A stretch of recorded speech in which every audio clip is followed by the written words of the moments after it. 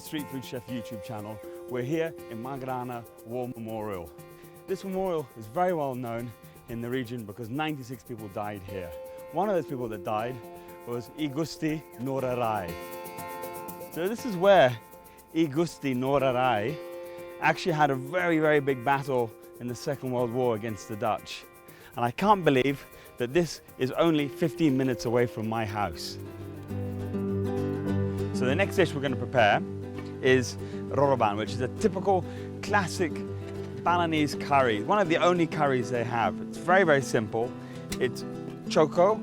We've also got Longbean here, also apple eggplant. And in this paste, as usual with most Balinese cuisine, it has the old Bumbu Gede. So the first step is, let's put some oil into the pan. Let's bruise some lemongrass.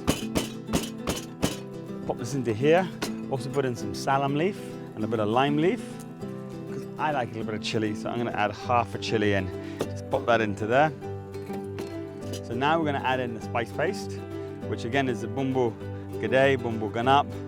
Okay, so now I'm going to add in a little bit of my Choko here, and just get that coated into the spice paste and get the nice turmeric color in there as well. So I'm going to add in my coconut milk. We've added a little bit of water too, so it's 1 part coconut, 3 parts water. I'm going to mix that through and then bring this up to the boil.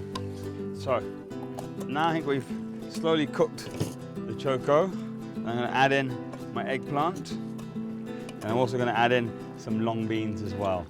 So now I'm going to add in a little bit of palm sugar in here as well, and I'm going to add a little bit of salt in here.